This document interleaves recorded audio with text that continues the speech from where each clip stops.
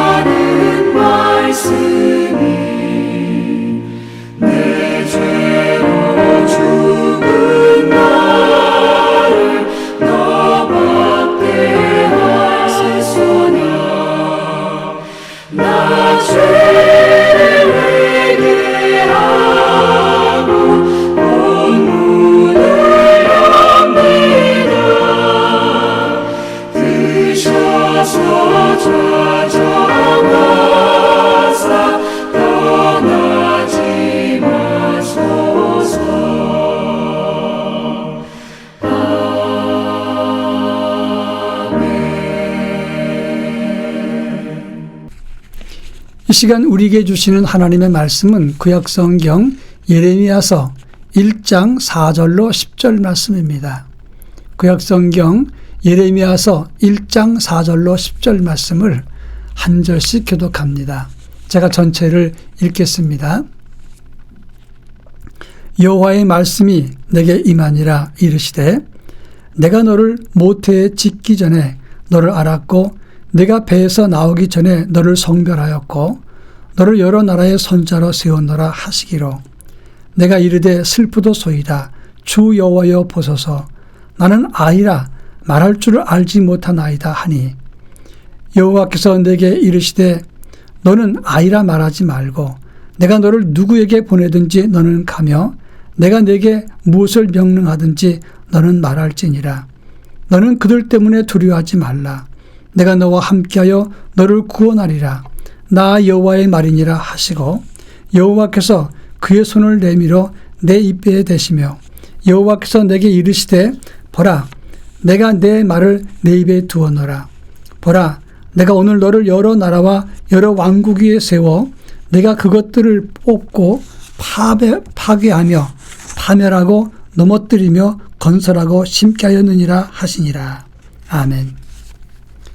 구약 성경에서 가장 중요한 예언자가 누구냐? 그 중에 하나를 대라고 한다면 예레미야라고 말할 수가 있습니다. 그 예레미야라는 이름의 뜻은 여호와께서 던지신다, 그런 뜻을 가지고 있습니다.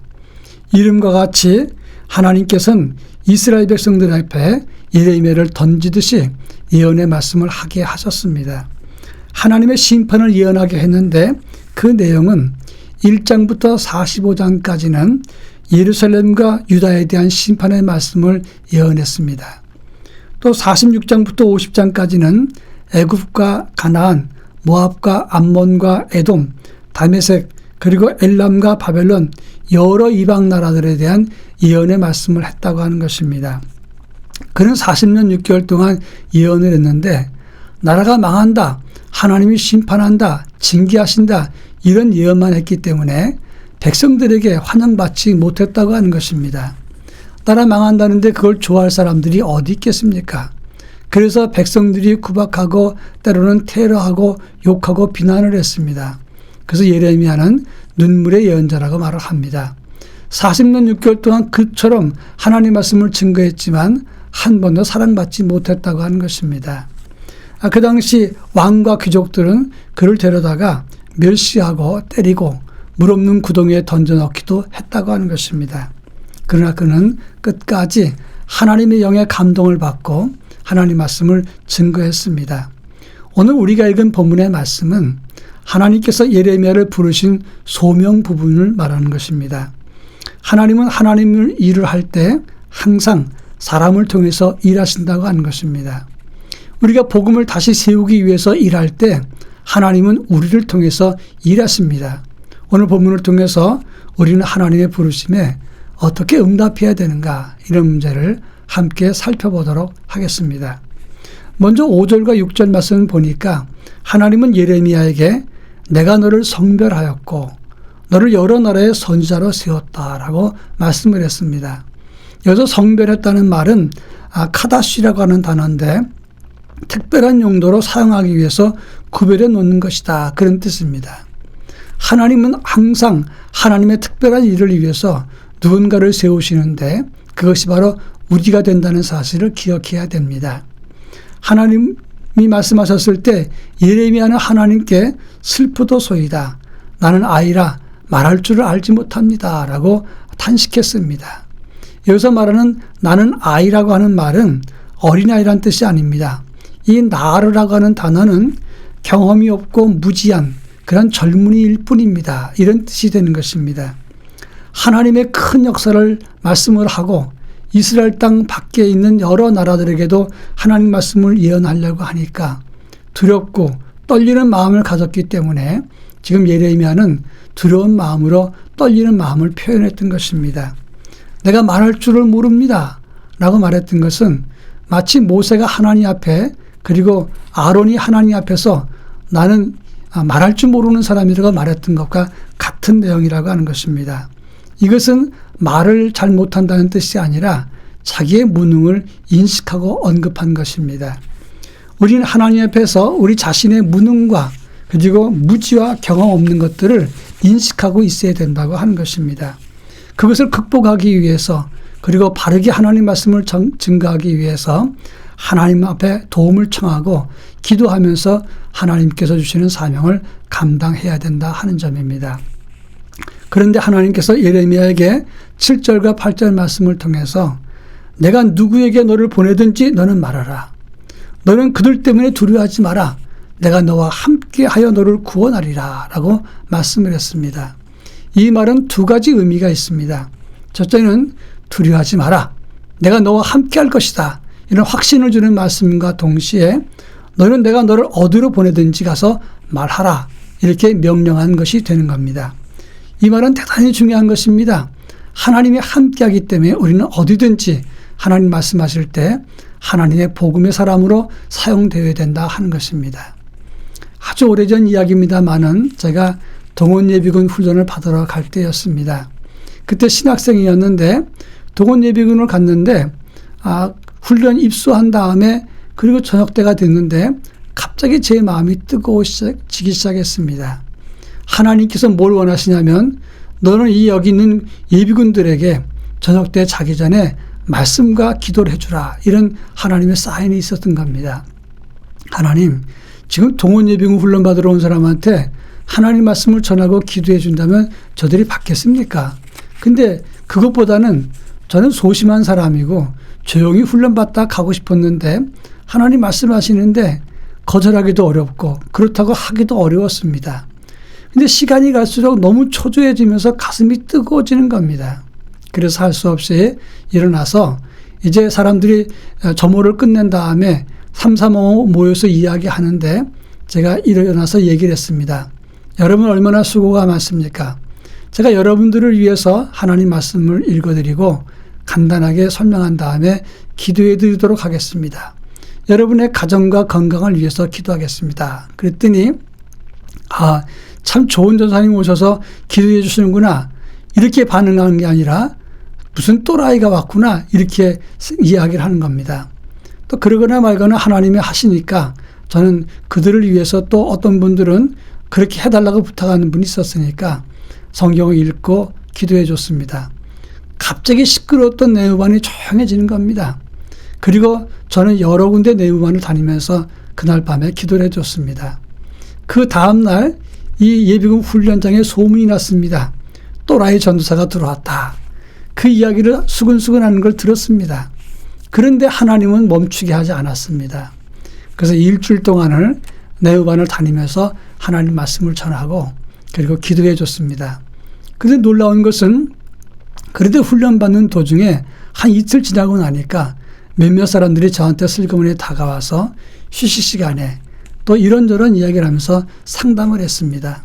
그중에 어떤 사람은 자기 자살하려고 그랬는데 저 이야기 좀 나누자. 그런 사람도 있었는가 하면 동성동본으로 결혼했던 사람인데 이제 결혼 허락이 안 되니까 어떻게 하면 좋겠냐 이런 사람으로부터 시작해서 가정 문제, 개인 문제, 자녀의 문제 이런 여러 가지를 이야기했습니다. 그분들과 대화를 나누면서 얻은 결론이 뭐냐면 하나님이 바로 이들을 위해서 내 마음에 뜨거운 마음을 허락해 주었구나 생각을 하고 성실하게 이야기해 줬습니다. 그 이후 어떤 분들은 저한테 연락하기도 했고 편지를 보내서 고맙다는 분도 있었습니다. 하나님은 우리가 순종할 때 그 순종을 통해서 일하신다고 하는 점을 알아야 합니다. 마지막으로 10절에 보면 보라 오늘 너를 여러 나라와 여러 왕국 위에 세워서 그리고 뽑고 파괴하고 파멸하고 넘어뜨리고 건설하고 심게 하겠다라고 말씀을 했습니다. 예레미야가 예언했던 것은 대단히 부담스럽고 힘든 일이었을 겁니다. 그것도 이스라엘의 운명뿐만 아니라 여러 나라의 운명과 그리고 운명을 바꾸는 예언을 말씀한다는 것은 대단히 힘든 일이었을 것입니다. 그러나 하나님 말씀에 순종했을 때 누군가의 영혼을 그리고 인생과 진로를 바꿀 수 있고 동시에 여러 나라의 운명, 시대의 사명을 감당하게 되고 시대를 바꾸는 기회도 되었다고 하는 점입니다. 지금 당장 내게 임하는 하나님의 명령에 순종할 때 하나님은 나를 통해서 위대한 역사를 이룰 수 있으십니다. 나는 할 수 없지만 하나님은 하십니다. 내가 누군가에게 말씀 전했던 그 사람이 그 어린 아이 하나가 나중에 세계적인 대통령 될 수 있고 경제학자가 될 수도 있고 많은 사람을 건지고 생명을 살리는 의사가 될 수 있고 선교사가 될 수도 있는 것입니다. 지금 내게 찾아오시는 하나님 말씀에 순종하고 하나님의 의의 도구가 될 수 있기를 부탁합니다. 다 같이 기도합니다. 하나님 명령에 순종하게 하옵소서. 또 한 가지는 생명을 살리는 의의 도구가 되게 하옵소서 기도할 것입니다.